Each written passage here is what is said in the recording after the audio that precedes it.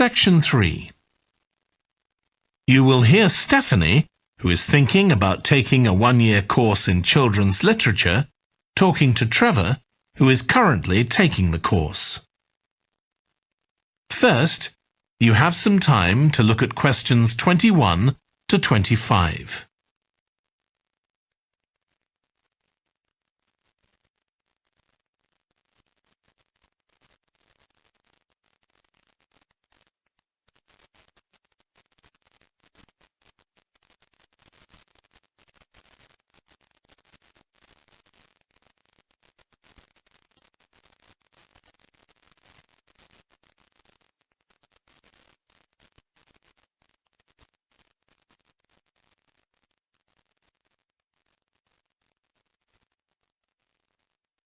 Now listen carefully and answer questions 21 to 25. Hello, Trevor. Hello, Stephanie. You said you wanted to talk about the course I'm taking on literature for children. That's right. I'm thinking of doing it next year, but I'd like to find out more about it first. OK, well, as you probably know, it's a one-year course. It's divided into 6 modules, and you have to take all of them. One of the most interesting ones, for me at least, was about the purpose of children's literature. You mean whether it should just entertain children or should be educational as well? Right, and whether the teaching should be factual, giving them information about the world, or ethical, teaching them values. What's fascinating is that the writer isn't necessarily conscious of the message they're conveying.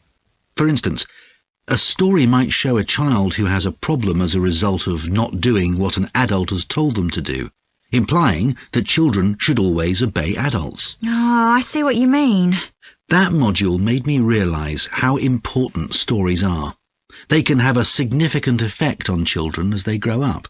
Actually, it inspired me to have a go at it myself, just for my own interest. I know I can't compete with the really popular stories, like the Harry Potter books. They're very good. And even young kids like my 7-year-old niece love reading them.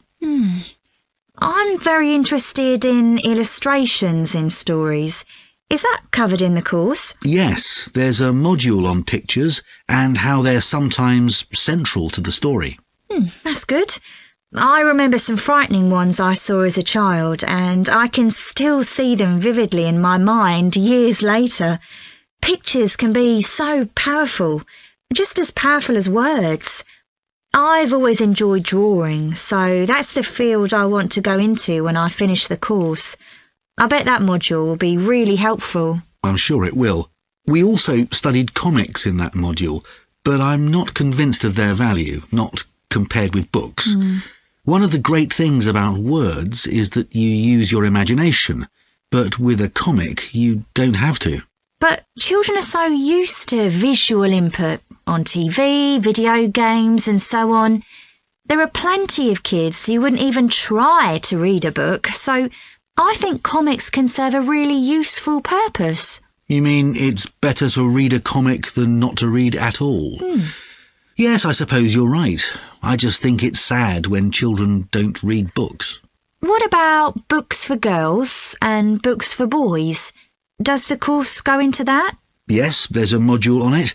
For years, lots of stories, in English at least, assumed that boys went out and did adventurous things, and girls stayed at home and played with dolls. I was amazed how many books were targeted at just one sex or the other. Of course, this reflects society as it is when the books are written. That's true. So it sounds as though you think it's a good course. Definitely. Before you hear the rest of the discussion, you have some time to look at questions 26 to 30.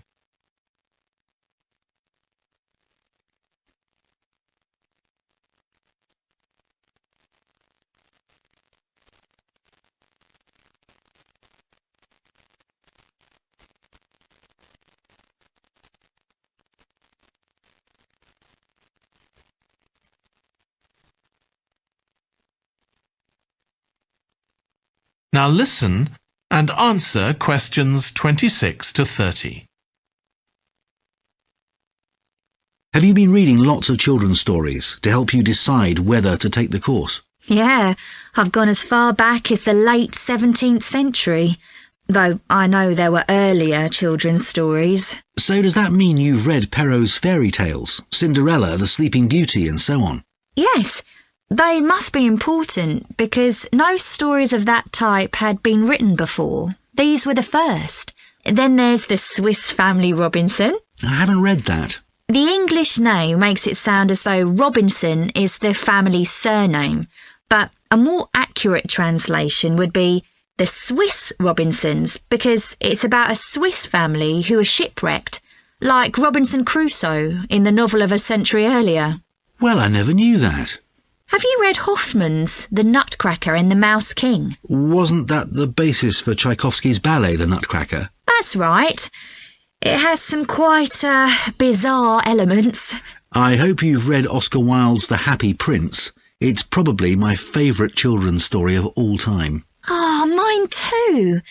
And it's so surprising because Wilde is best known for his plays, and most of them are very witty, but The Happy Prince is really moving. I struggled with Tolkien's The Lord of the Rings. 3 long books, and I gave up after 1.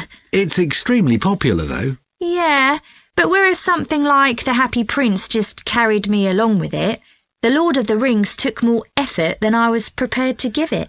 I didn't find that. I love it. Another one I've read is Warhorse. Oh, yes, it's about the First World War, isn't it? Hardly what you'd expect for a children's story. Exactly, but it's been very successful. Have you read any... That is the end of section 3. You now have half a minute to check your answers.